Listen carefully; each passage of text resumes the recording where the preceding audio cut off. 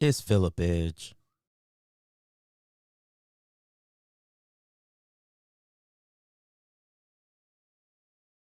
Bam! There we go. There we go. What is going on? You have tuned into the livest show this side of the Mississippi. We're still trying to figure out a name for this joint, but this is where you come. This is your home for the culture, for sports, and faith. This is where everything collides right here. Right now, I'm thinking we're loosely calling this thing opinions. UPIONS. Yeah, that thing right there. Opinions. Why? Because everybody has one, and our opinion helps take you up, and that is what it's all about. So what is going on, good people? My name is Phillip Edge. If you do not know me, I welcome you to, the little thing that we got going on here, man. If you have not already done so, do me a favor, go ahead and share this out with somebody.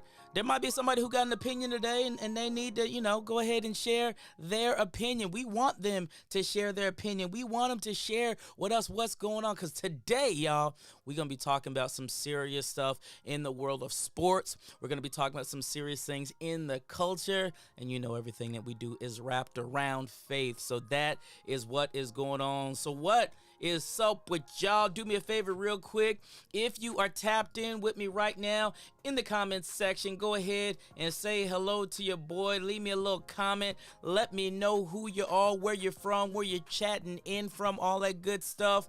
We are on Facebook Live today. We're on YouTube Live also. Yeah, it's going down.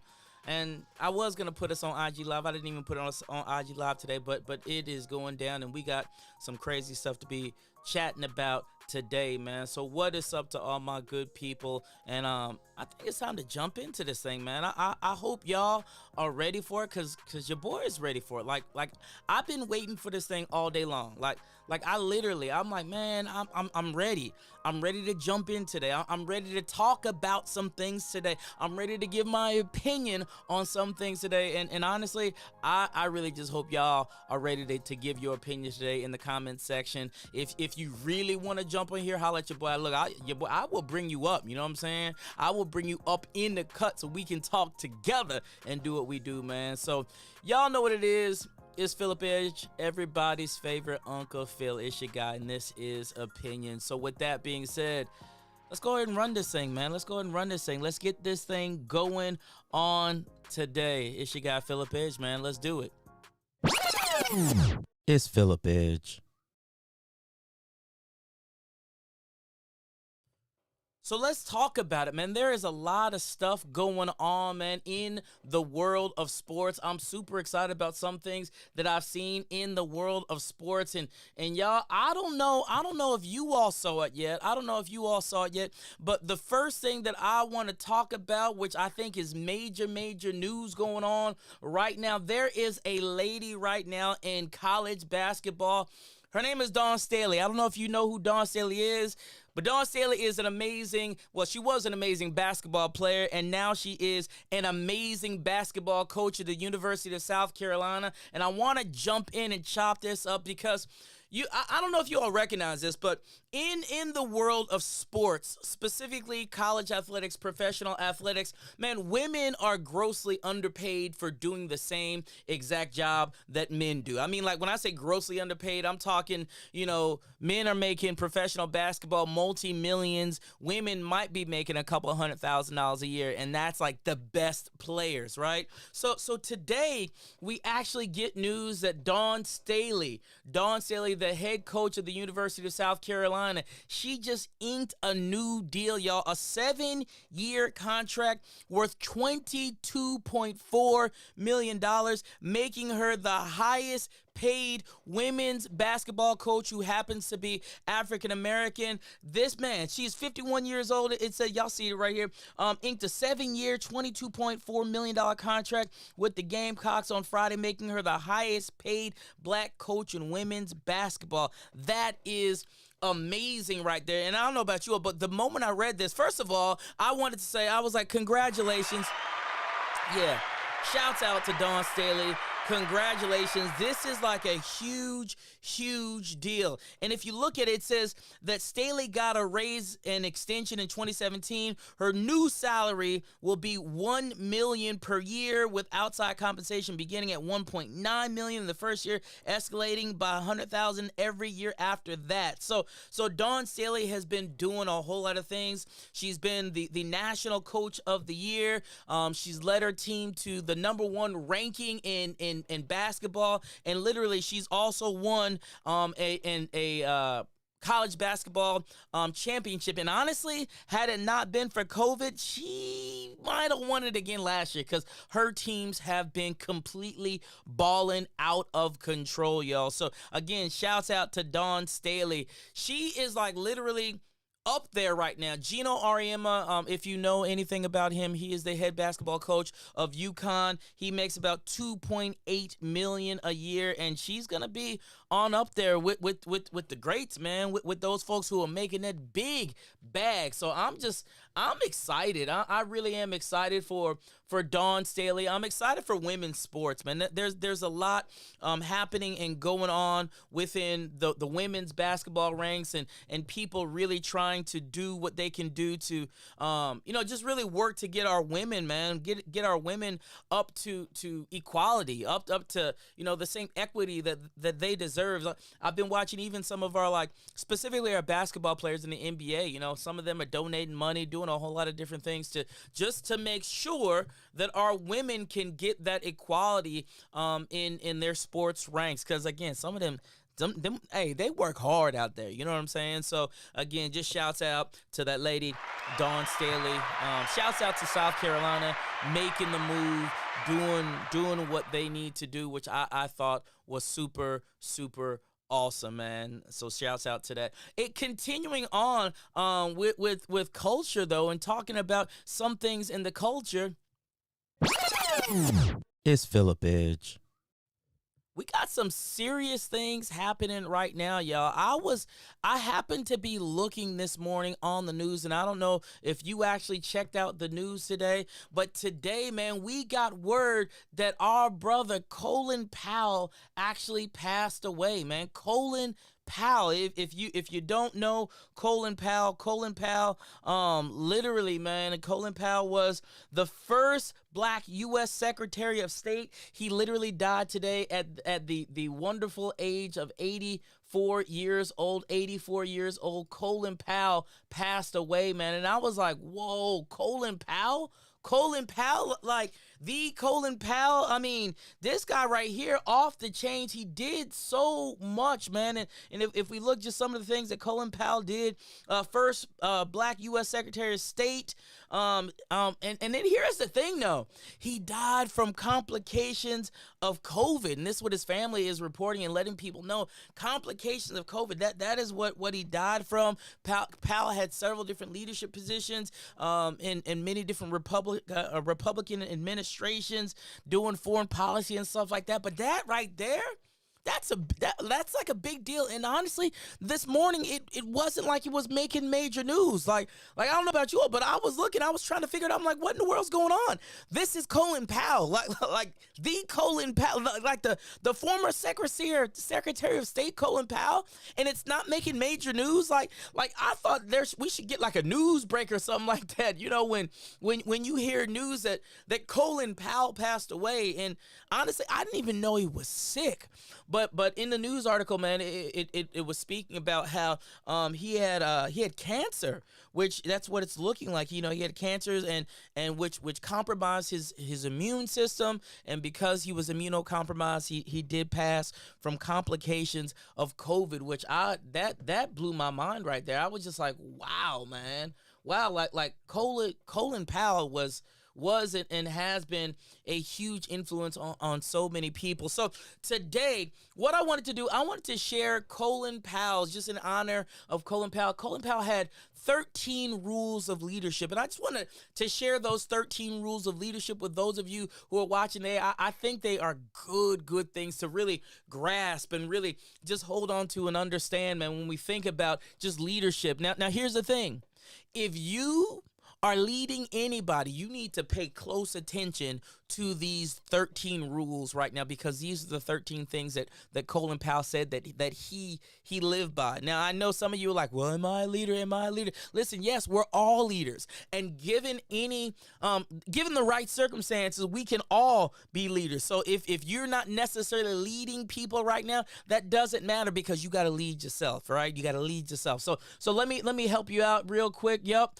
Jones says, yep. Terry, I'm telling you, why was this not like on major news everywhere? Why didn't like the whole world like stop? Because Colin Powell has been such an instrumental figure, and especially in American politics and global politics. I personally just thought that it would make a bigger headline than it did. And Terry Jones, why do you got those Cowboys things on your little logo thing there? Why?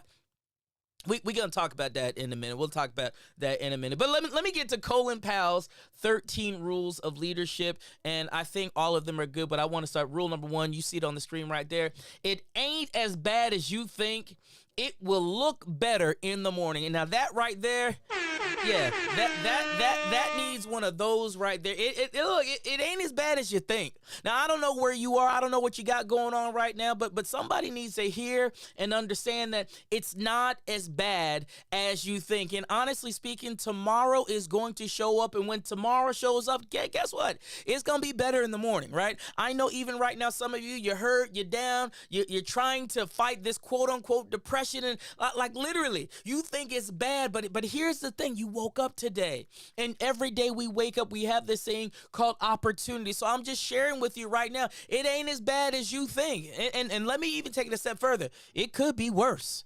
Like it could be worse. I had a friend of mine. He just went over to Africa, and he was talking to me about some of the country that he went to in Africa. And he was talking about like man, like some of those folks, they made little to nothing. Like running water is a privilege. He talked about like honestly, before he went, he was looking. He's like, man, my house it's not that much. But when he got over there, and he saw some of the things that people are living in, and some of the things that people had to go through, again, he came back with a different perspective. Why? Because he said, you know what?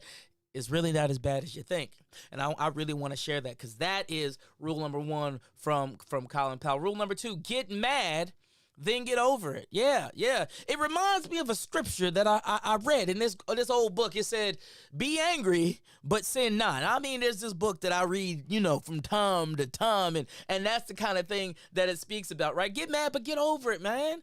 I mean, time is too short. Time is too short, and we don't got time to be staying mad and staying frustrated. We gotta continue to press and focus in on life and living it to the best of our ability. So listen, get mad, but go ahead and get over it. Rule number 3, avoid having your ego so close to your position that when your position falls, your ego goes with it. Ooh-wee, that is so good.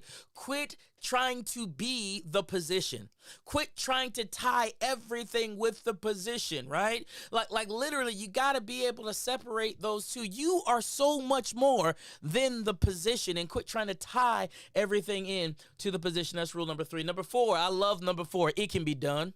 Somebody needs to catch that one right there. You need to, you need to catch that one right there. It can be done. I don't care what it looks like. It can be done. And listen to me, somebody's doing it right now. And if you don't do it, somebody will do it. So you may as well go forward and go do it, because it can be done. You may have to figure it out. You might have to play with some things. You may have to experiment a little bit, but listen, it can be done. So listen, whatever that thing is right now that you're thinking about that you want to do, I'm sharing this with you. Go do it. Go do it. Step out in faith and go do the thing, because you have everything you need to see it to pass, to see it get done. So get on out there and get that thing done, because it can be done. Rule number 5, be careful what you choose. You might just get it. Right? Be careful. Wait, but that's that. Yeah, that one's fire right there. Be careful what you choose, because you just might get it. I tell people all the time, are you sure that's what you want? Are you sure that's what you want? Because whatever you want, that will come to pass, especially if you stand believing in faith and believing that you're going to get that thing. So you got to always ask yourself, are you sure this is what you want? And oh yeah, by the way, quit selling for less than.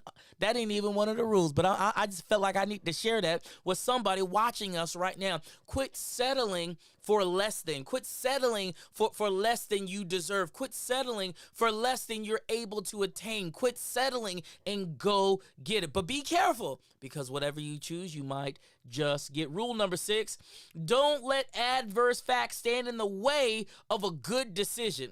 I felt that in my shana now right there. Don't let adverse facts stand in the way of a good decision. When you get locked in, and if you believe it, it can happen. Let me say it again. If you believe it, it can happen. And just because you haven't seen it happen doesn't mean that it's not able to happen. It just means that you ain't done it yet. So don't let people steer you wrong and tell you that it can't happen or it can't be done, because I'm telling you right now, I believe that it can. I believe that it can. So don't let adverse facts stand in the way of the good decision. Make a decision, stand on it, and keep on going. Rule number 7, you can't make someone else's decision. You shouldn't let someone else make yours. Woo-wee. Right? You can't change nobody's mind, and you can't force anybody to do anything. So quit trying to do that, and quit allowing people to do that towards you. It's your life, it's your decision, and you need to make those decisions and rock with that thing. Rule number 8, check the small things, y'all. Y'all, it's never the big things that take us off course. It's always the little things. It's always the ants of your life. We're so busy focusing on all the big things, but the ants are stealing all the food from the refrigerator, y'all. So be careful about the small things, and make sure you check those things, because that's where the difference happens. It happens in the small things. Rule number 9, share credit. You didn't do it all by yourself. And since you didn't do it all by yourself, make sure you share credit with everybody else. Rule number 10, remain calm and be kind. I like that. Remain calm. Let me say it this way. Chill. Right? Just chill out. Don't get so overexerted, man, and overexert yourself. Just remain calm and be kind to people, man. Be kind to people. And number 10 or number 11 right there, have a vision and be demanding.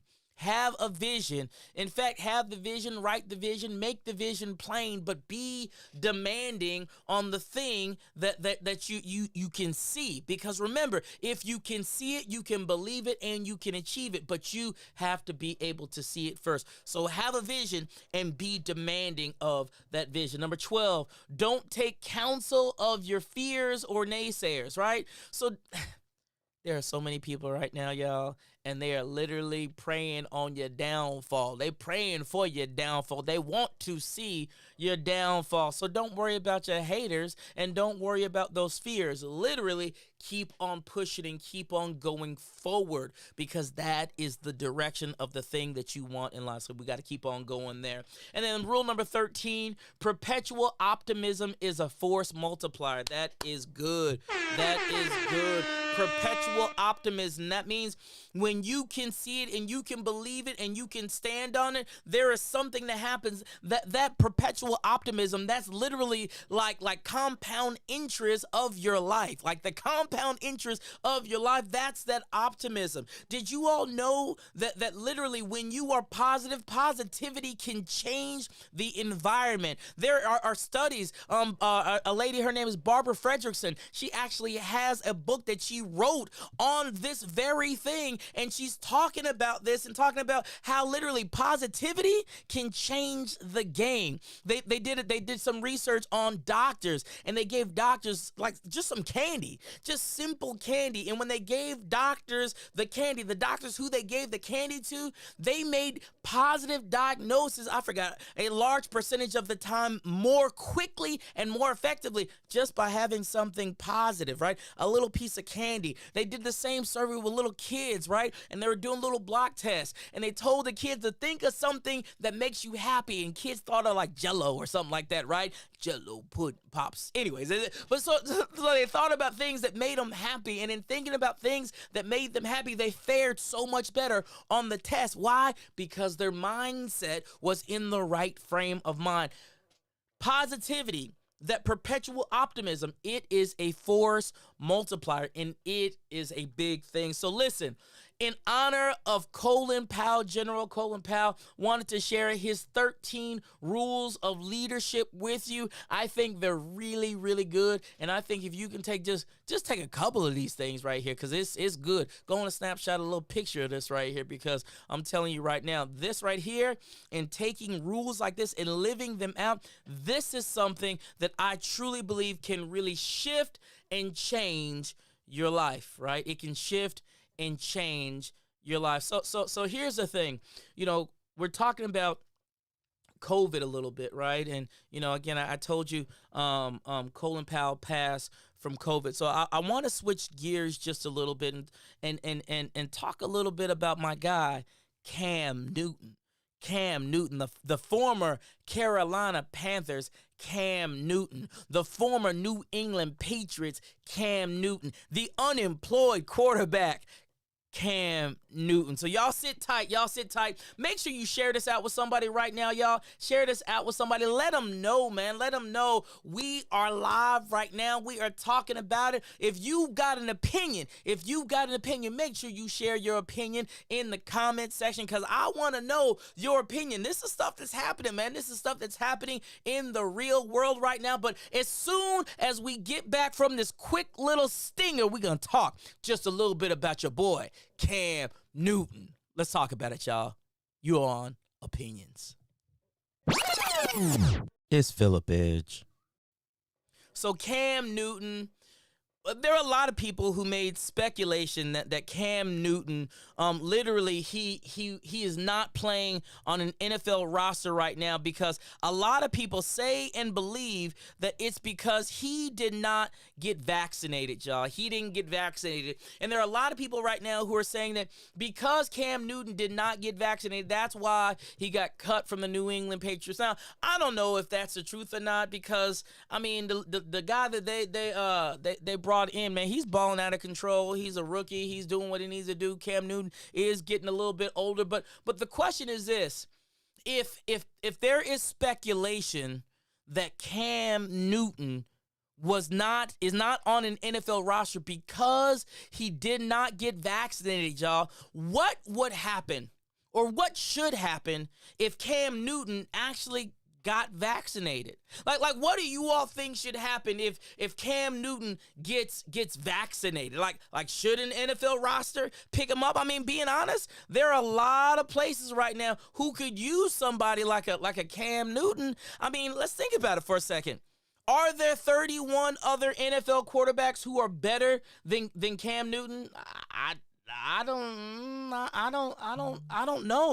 I don't know if there are really 31 other quarterbacks in the league right now who are better than Cam Newton. Could he really make a difference on somebody's team? I kind of think he could make a difference on somebody's team, y'all. I think Cam Newton could do some things and really make a shift, man, make an impact on someone's team. I know one team that he could do a great job with, the New York doggone Giants. That's my team. Come on, somebody. Yeah. I mean, he could get on them doggone Giants and do something. I need a little help. Somebody help me out, man. Cam Newton could do some things, but what would happen if Cam Newton got vaccinated? I want to talk just a little bit about it, but in fact, I don't want to talk about it. Let's let Cam Newton talk about it for the people, because this is what our friend Cam Newton is saying. Let's see. What's Cam Newton say about actually being vaccinated? Let's hear it from Cam. Let's hear Cam. Here recently, just to clear the air, I got the vaccination.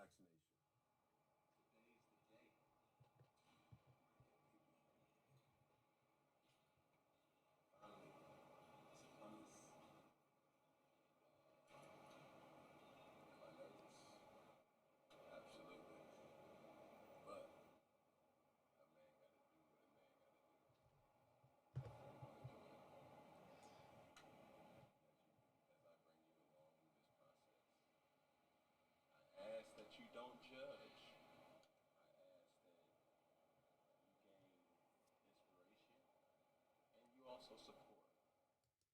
Let me pause it, man, because looking at Cam Newton, man, Cam Newton sound like he trying to do what he needed to do to get up in the football game. Cam Newton literally just said a man's got to do what a man's got to do. So whatever was going on, whatever personal decision Cam Newton was making, whatever stand that he would, whatever it was, Cam Newton has made a decision to say, hey, listen, a man's got to do what a man's got to do. And he went and he got the vaccination. Now, I don't know about you all, but I'm really interested right now to see what's gonna happen.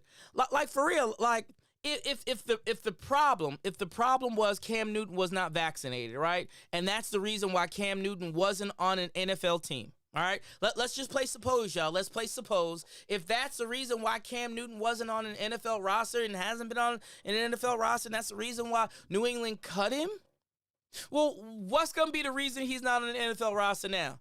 Because if the man went, and I mean, like Cam Newton, honestly speaking, Cam Newton is a potential Hall of Famer. Like I don't know. What do y'all think? Is Cam Newton a Hall of Famer? Is Cam Newton a Hall of Famer? I think he could be, man. I think Cam Newton changed the game. Y'all, what do y'all think? Is Cam Newton a Hall of Famer without winning an NFL championship? He got there. He's changed the game. I know he's probably the all-time everything over at Carolina right now. Is Cam Newton a Hall of Famer? I think that's a big question, man. That's a big question. But right now, I'm watching Cam Newton. And I'm watching Cam Newton say, you know what, I'm going and I'm getting vaccinated. I'm doing the right thing because, again, a man's got to do what a man's got to do. And if a man's got to do what a man's got to do and he did it, well, there should be nothing stopping any NFL team from bringing in Cam Newton. As the Giants, we just lost our starter. We literally just lost our starting quarterback, and you're telling me that the guy that we have in, I don't even know the guy's name. I'm gonna have to look him up. I don't even know this guy's name, but I know he ain't better than no doggone Cam Newton. I know he's not better than this potential Hall of Famer Cam Newton. Like, come on, y'all. Like, really, why is Cam Newton at home, especially after he has got this vaccination, which allegedly was the thing that has kept him out of football? Cam Newton says he did it. Y'all heard it. It was his mouth. He spoke about it. He said a man's got to do what a man's got to do. And because a man's got to do what a man's got to do, he went and he did it and he got the vaccination. Now listen, I'm not sitting here telling you to go get it. I'm not telling you not to get it. What I am saying is there is speculation that the reason Cam Newton is not in football right now is because Cam Newton was not vaccinated, right? Because if you all remember, if you all just rewind for a second. Remember, he was at New England and he asked to leave, to go, and he got approval to leave New England. And once he left New England, what happened was there was some loophole rule that made him have to sit out. And from that moment that he sat out, he missed the final preseason game, and in missing the final preseason game, then New England makes this decision, right? Because he was out because of the COVID protocol. So they made this decision to go ahead and part ways with Cam Newton. So again, there are teams right now who could use a quarterback. New York Giants. There are teams right now who could use a potential Hall of Famer. I was asking y'all, is he a Hall of Famer? I don't know. I know he's pretty doggone good, and I can sit here and honestly say that there are not 31 quarterbacks in the NFL better than what I believe Cam Newton is. Even if you look at just what he did in the preseason, he played relatively well in the preseason. He looked healthy for once in the preseason, and you're telling me that this guy can't help somebody win games? I mean, come on, man. I think there are several other teams out there who are like this also, but why is Cam Newton sitting down doing nothing? Washington Redskins, Cam Newton, he could help somebody right now. So I'm telling you right now, Cam Newton is out there. But this thing with COVID, y'all, it's super serious, man. It's super serious. And when we think about people like my boy, old Cameron Newton, at the end of the day, he could help somebody play some football. I'm hoping, the New York Giants hear the New York Giants. I hope you're listening right now because, there's a quarterback out there, the former Superman. He might not be what he used to be, but he is much better than what you currently got right now. I mean, I don't know. I think we got some high schoolers out there playing quarterback right now, y'all. Cam Newton can definitely help out. So look, we talked a little bit about sports today, man. We talked a little bit about, culture today, and I want to continue on just talking a little bit about culture. Many of you may have seen what I posted, and I asked the question. I said, is cancel culture dead? Is cancel culture dead? And for those of you who don't know, just paraphrasing, cancel culture is literally this new culture that we have in America, in which if you say something that people don't like, literally it's almost like people gang up on you and they will get rid of you. If you're a public figure and they don't like what you said, shoom, you gone, buddy. You will be gone. You will not be able to do anything. So when we come back after this stinger, man, I want to talk just a little bit about cancel culture and to ask the question, is cancel culture dead? What do you all think? Is cancel culture dead? Is it dead? Would you like it to be dead? We're going to talk about it, you all. This is Opinions. It's everybody's favorite uncle. You got Uncle Phil, y'all. Let's get it. It's Phillip Edge. Cancel culture, is it dead? That is the question on the table today. Cancel culture, is it dead? Do you want it to be gone? If you want it to be gone, how can we make this thing be gone? Why am I bringing up cancel culture? Because it seems like everybody is trying to cancel somebody right now. You can't say anything anymore without people being hurt, their feelings being hurt. People are getting super emotional about things nowadays. Now, granted, there are some things that we probably shouldn't say, but everything, doggone it, is not cancelable. And case in point, man, if y'all have not seen what was happening with our guy Dave Chappelle the other day, Dave Chappelle literally had a new comedy special just the other day. He released it. And Dave Chappelle made some statements, y'all. He made some statements, and I'm not necessarily here to argue what he said, whether it was right or whether it was wrong. What I am here to talk about is something that happened that I thought was super, super interesting in all of this, right? So there are a lot of people, right? So let me rewind for a second. Dave Chappelle's comedy special is on Netflix, right? It's on Netflix. So when Dave Chappelle came on, and I'm just going to be honest, Dave Chappelle was equal opportunity. Dave Chappelle, during his comedy special, did he go a little overboard? He might have gone just a little bit overboard. I mean, but it's Dave Chappelle, y'all. It's Dave Chappelle. This is what he does. This is what he talks about, y'all. He talks about all kind of craziness, man. And literally, I don't think Dave Chappelle spared anybody during his special. He talked literally about everybody, right? Because that's what Dave Chappelle does, right? He talks about anybody and everybody, and Dave Chappelle did, right?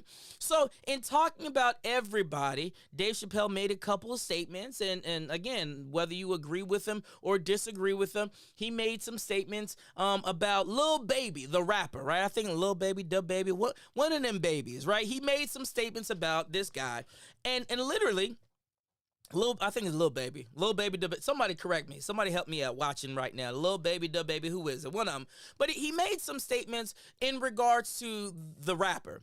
And long story short, the rapper had made some statements in regards to the LGBTQ community during one of his concerts. And literally, he got canceled.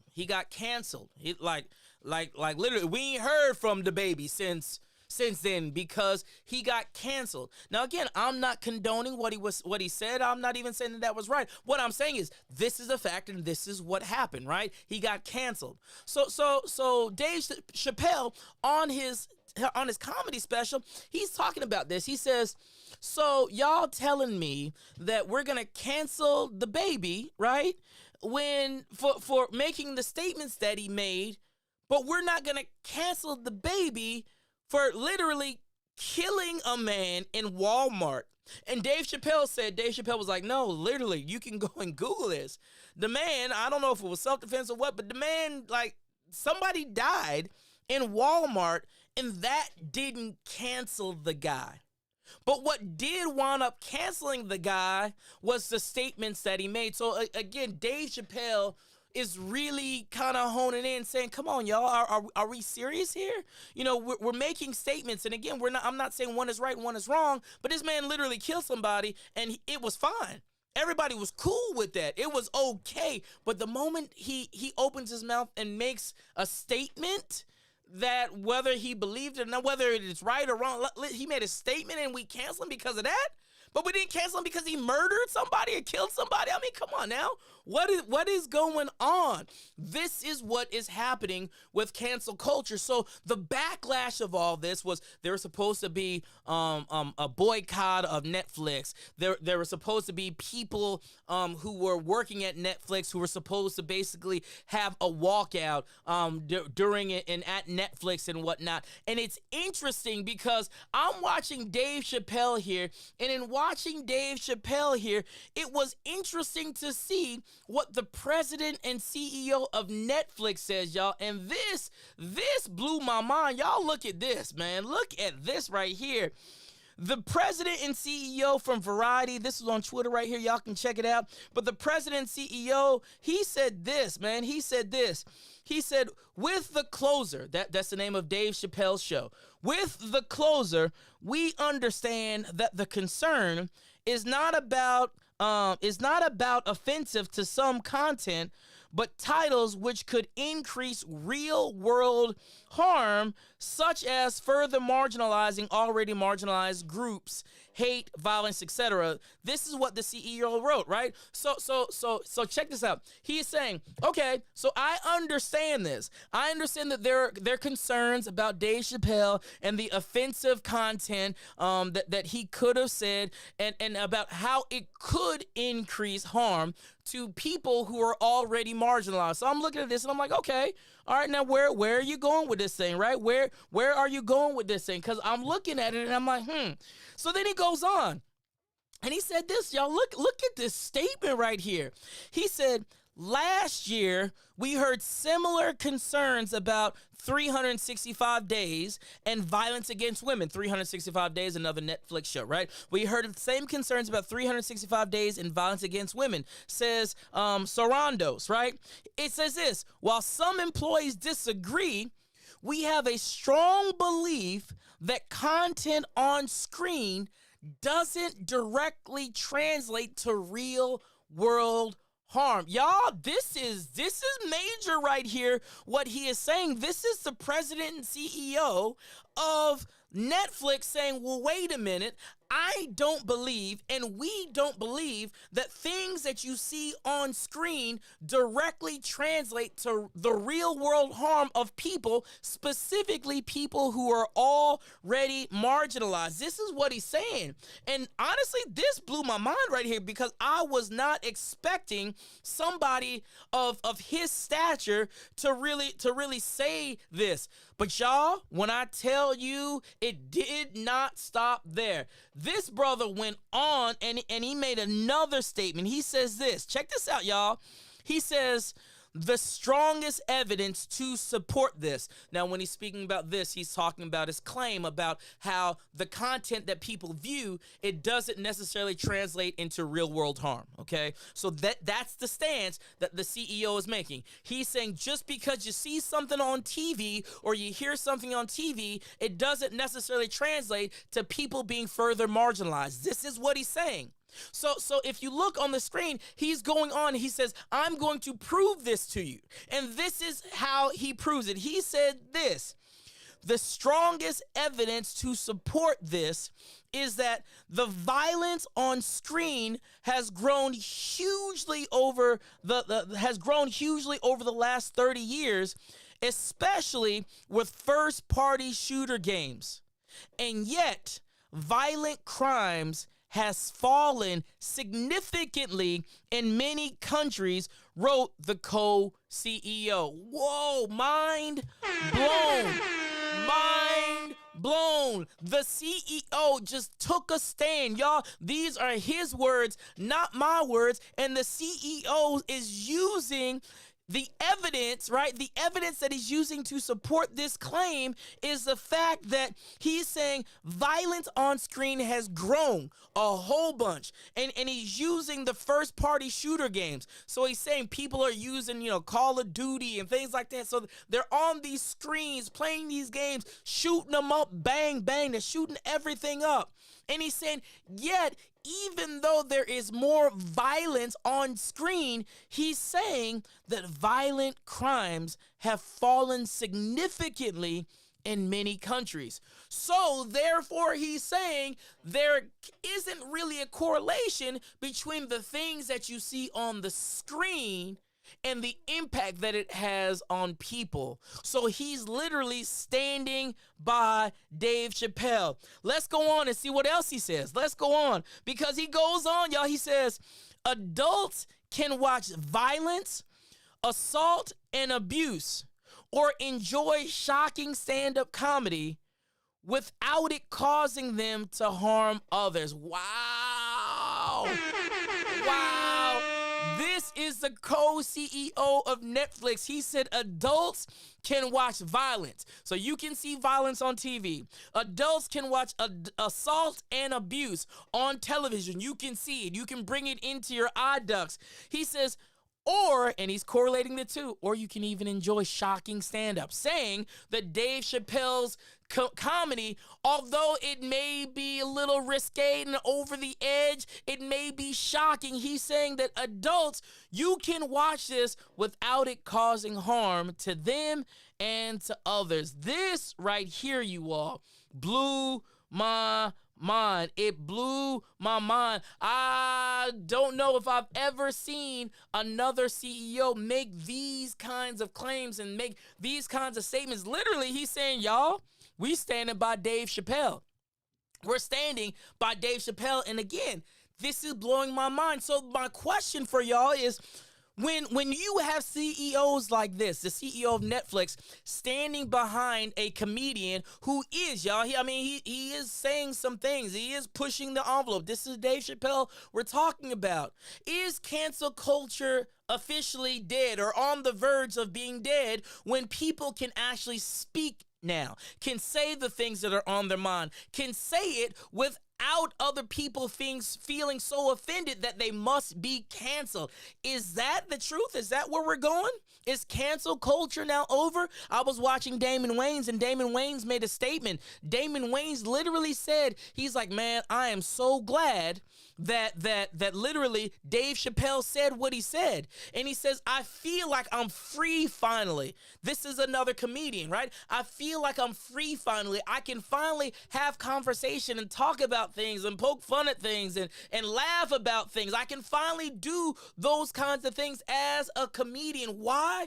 Because Dave Chappelle has freed us. And we're seeing people like the co-CEO, Ted Sarandos, double down in defense of Dave Chappelle. Y'all, I never would have thought that I would have seen this, particularly with cancel culture being as prevalent as it is in the U.S., right? It is prevalent. It is going down. It seems like everybody's always talking about canceling somebody. But Dave Chappelle, y'all, Dave Chappelle, and if you haven't seen Closer, I would definitely recommend you all going and checking out Closer. It is risque. Hide your kids, hide your wife, like hide everybody, because there's a lot of profanity in there. It is profanity laden. If you can't take that, then don't go see the Closer. But in the Closer, Dave Chappelle, like I said, he talk about everybody, y'all. But this is Dave Chappelle. He uses shock and awe many times when he is speaking to people. But the question is cancel culture finally being deaded, right? Are we finally getting to the place in where people can say things and people's skin may be a little thicker? Are we kind of going backwards where people would be able to say things? Listen, there is a saying that I have, and I stand on it. You don't always have to see eye to eye to walk hand in hand, right? I don't always have to agree with everybody or agree with everything everybody says, but that also doesn't necessarily mean I got to cancel people just because I'm in disagreement with them, or just because I don't like what they said. That means I have free choice, and this is just my personal opinion. I got free choice. I don't got to watch him. I don't got to listen to him. You don't got to watch Dave Chappelle. You don't got to listen to him. You can literally turn it off, right? You can turn it off. And for us, honestly speaking, there are a lot of people who will say things like canceling Dave Chappelle will hurt Dave Chappelle, but Dave Chappelle told us, Dave Chappelle says he's rich. Like, for real, like, this is what Dave Chappelle said. He said, I'm rich, and you can try to cancel me if you want, but you can't cancel me because I'm rich. I don't have to be here anyways, right? So these are the thoughts that Dave Chappelle is having. So it's very, very interesting, but I want to know from you, my family, right? I want to know from you, is cancel culture dead, right? Is Dave Chappelle opening back up Pandora's box? Do we look to see other people finally be able to speak their piece and say their piece? Or are people still going to kind of back down because they're afraid that if they say something, they will be canceled? And that's just being super, super real. That's being super, super real, y'all. So anyways, y'all, this is just the first, man. This is just the first episode. And I'm thinking I'm going to call this Opinions because everybody has one, man. And I definitely want to get the opinions of the viewers. Whether you're watching live or you're catching the replay, I want to get the opinions of the viewers. What saith you, right? What saith you? Is it the case or is it not the case? So today's just the first of many episodes that we are going to be releasing. What do y'all think? Opinions? Do we like that name? Do we not like that name? Y'all tell me in the comments box, whether you're watching live or on the replay. Let me know. Should I stick with that? Opinions? If you got something better, let your boy know, man. Let your boy know. So listen, every single Monday we will be coming, giving you our opinion as we talk about culture, as we talk about sports, and as we all wrap it all in faith, because you know what everybody's opinions do. We got to take the opinions and take it up. I see you, Trinka. I see you. We got to take the opinions up, right? And make sure our opinions are the opinion of that person up on top, man. So we gonna rock with this thing. We gonna have fun with this thing. But this is a conversation. Is cancel culture done? That's the question that I'm going to leave y'all with, man. And with that being said, it's your guy, Phillip Edge, man. This is Opinions, or maybe something different. We'll talk to y'all next Monday, 6:30. Holla at your boy. Edge life, you're too close to the ledge. We gon' push you forward a few steps ahead. It's that edge life. Oh, oh, gotta get it in your head, baby. Welcome to the edge life. You're too close to the ledge. We gon' push you forward a few steps ahead.